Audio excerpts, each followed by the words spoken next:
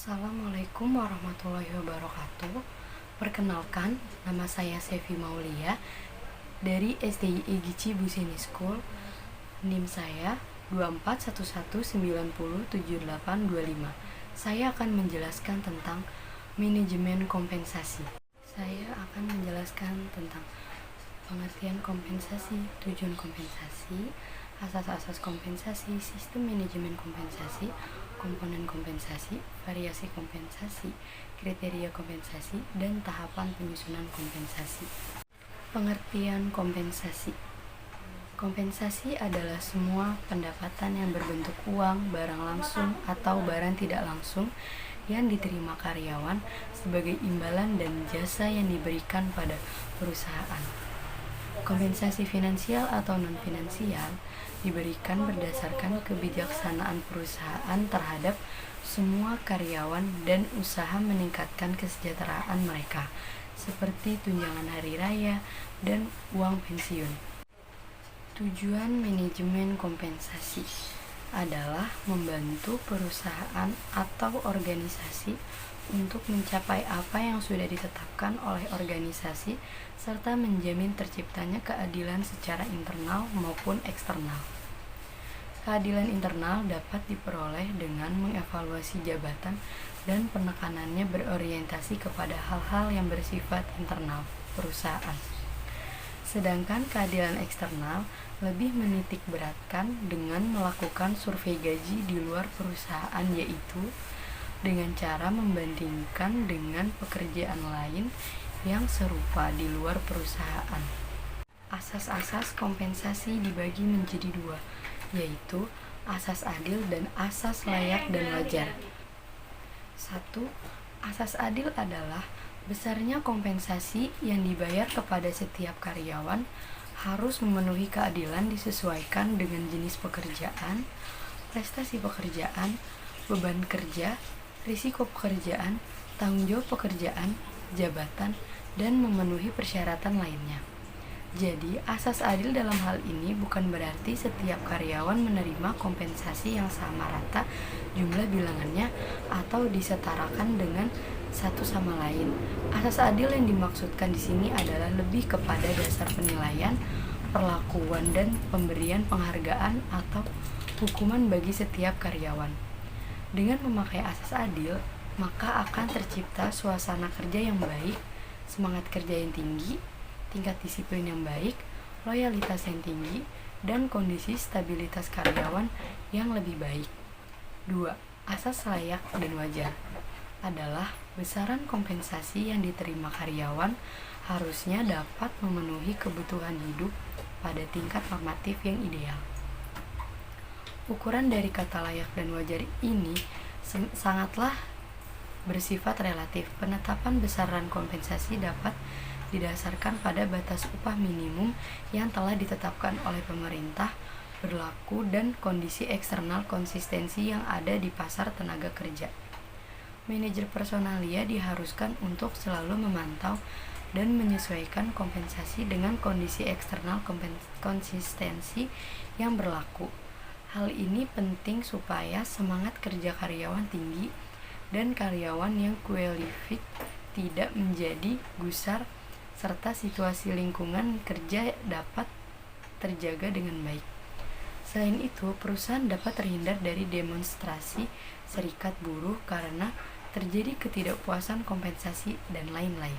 Manajemen kompensasi. Sistem kompensasi adalah suatu sistem yang terdiri dari komponen-komponen kompensasi, dari mulai penentuan besaran kompensasi dan cara pemberiannya.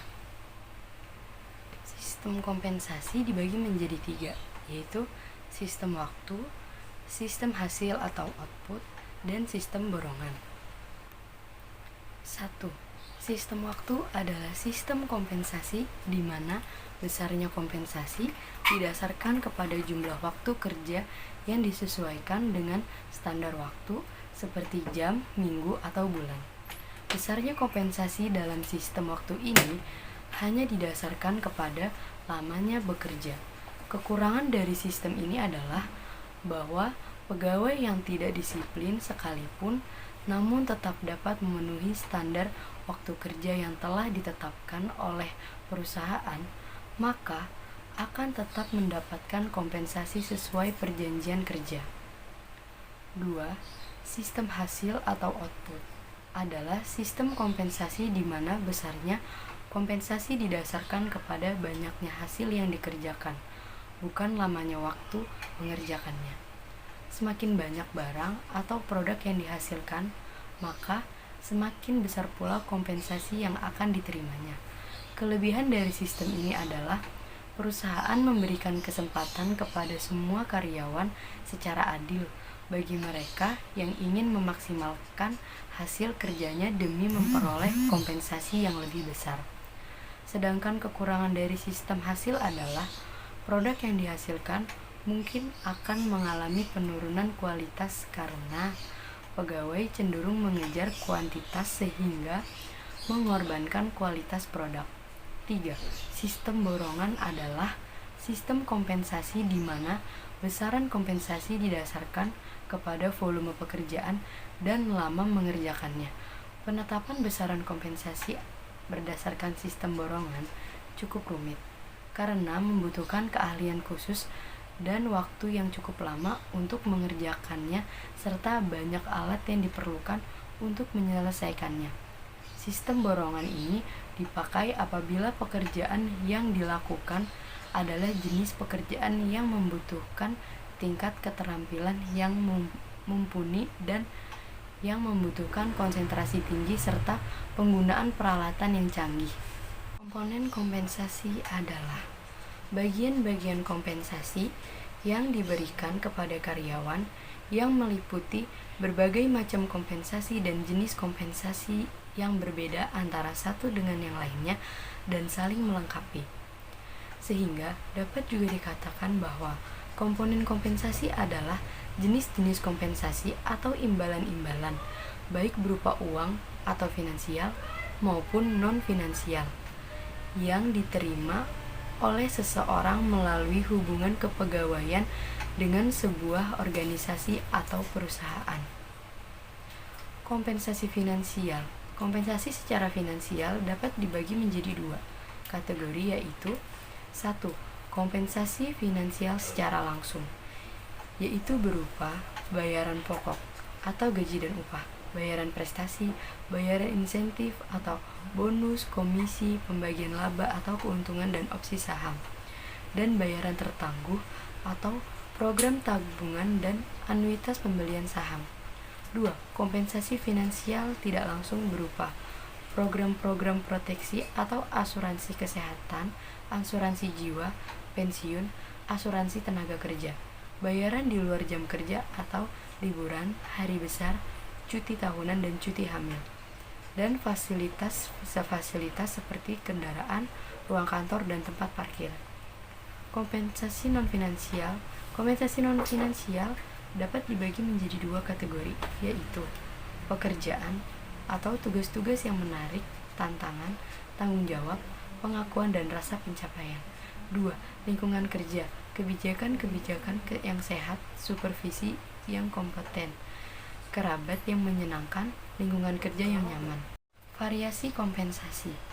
Kompensasi total terdiri atas 3 komponen yang memiliki macam-macam variasi, yaitu 1. Unsur yang mendasar adalah kompensasi tetap diterima oleh karyawan secara teratur, baik berupa gaji ataupun upah. 2. Komponen total yang insentif, program untuk dirancang memberi imbalan kepada karyawan atas kinerjanya yang baik. Insentif dalam bentuk seperti bonus dan bagi untung. 3. Komponen terakhir dari kompensasi total yakni tunjangan yang terkadang disebut dengan kompensasi tidak langsung. Tunjangan tersebut terdiri dari asuransi, liburan, dan kesehatan, dan lain-lainnya. Kriteria kompensasi. Dalam kebijakan kompensasi terdapat 7 kriteria yang menjadi dasar pemberian kompensasi sebagaimana seharusnya, seperti berikut ini. 1. Memadai. Dalam tingkat yang minimal yang ditetapkan oleh pemerintahan, pemberian kompensasi harus memadai secara manajerial dan dapat mengakomodir tuntutan serikat kerja atau buruh. 2. Adil. Pemberian kompensasi harus secara adil dan tidak pilih kasih. Adil di sini berarti setiap karyawan yang sudah menyelesaikan kewajibannya sesuai dengan perjanjian maupun kontrak yang telah disepakati, maka perusahaan harus melakukan pemberian kompensasi tersebut tanpa memandang keberatan apapun. 3. Seimbang. Pemberian kompensasi sudah seharusnya sebuah paket imbalan yang menyeluruh dan seimbang. Hal ini dikarenakan apabila pemberian kompensasi tidak seimbang, maka akan terjadi kecemburuan sosial dalam perusahaan. 4. Efektif. Pemberian kompensasi sudah seharusnya dalam takarannya dan tidak berlebihan. Selain itu, perusahaan juga perlu mempertimbangkan kemampuan keuangan perusahaan dalam membayar kompensasi. 5. Aman. Pemberian kompensasi sewajarnya makin mensejahterakan karyawan dan juga mampu membantu karyawan memiliki rasa aman dan nyaman dalam memenuhi setiap kebutuhan pokoknya. Pemberian kompensasi yang baik juga sudah seharusnya tidak malah menambah beban dan risiko yang harus ditanggung oleh karyawan demi mencapai target atau prestasi yang diharapkan. 6. Tersedia. Pemberian kompensasi yang baik sudah sewajarnya harus terus berkesinambungan dan tidak sebentar ada, sebentar hilang. Pemberian kompensasi harus bersifat berkelanjutan atau sustainable agar karyawan makin termotivasi dan pemberian kompensasi memiliki dampak yang terasa. 7. Relevan. Pemberian kompensasi kepada karyawan seharusnya juga relevan dengan pekerjaan yang mereka kerjakan, agar karyawan mudah memahaminya dan juga merasa bahwa pemberian kompensasi tersebut demikian masuk akal bagi perusahaan atau bagi dirinya. Tahapan penyusunan kompensasi. 1. Analisis jabatan. Analisis jabatan adalah merupakan suatu kegiatan untuk mencari informasi penting tentang deskripsi tugas yang harus dilakukan dan tindakan-tindakan operasional apa saja yang diperlukan dalam melaksanakan dan menjalankan fungsi jabatan tersebut. 2. Evaluasi jabatan. Evaluasi jabatan adalah merupakan suatu kegiatan yang dilakukan oleh perusahaan untuk memenuhi prinsip objektivitas dalam mengukur nilai perbandingan dari jabatan-jabatan yang ada dalam suatu organisasi atau antar bagian unit kerja dalam satu perusahaan. Akan tetapi, evaluasi jabatan bukanlah digunakan untuk menentukan gengsi suatu jabatan tertentu dan menjadi pembeda di dalam perusahaan. Karena pada dasarnya semua jabatan di dalam perusahaan sama pentingnya dan sama-sama diperlukan demi menjalankan perusahaan. 3. Survei gaji atau upah. Survei gaji atau upah dilakukan adalah agar tercapainya keadilan eksternal sebagai salah satu bagian penting dalam perencanaan dan penentuan nilai besaran gaji dan upah. Survei tersebut dapat dilakukan melalui berbagai macam cara, yaitu seperti mencari informasi dari perusahaan-perusahaan yang lain yang sejenis atau melakukan survei secara mandiri. 4. Penentuan besaran kompensasi. Setelah melakukan analisis jabatan, evaluasi jabatan, dan survei kebutuhan, maka perusahaan perlu melakukan hal yang terakhir, yaitu menentukan besaran kompensasi yang harus diberikan sesuai dengan fakta yang telah ditemukan. Penentuan besaran kompensasi ini hendaknya mengikut sertakan fakta-fakta yang telah terkumpul agar dapat menciptakan keadilan internal dalam perusahaan. Sekian penjelasan dari saya. Semoga teman-teman dapat mengerti apa yang saya jelaskan. Kurang lebihnya mohon maaf. Terima kasih. Wassalamualaikum warahmatullahi wabarakatuh.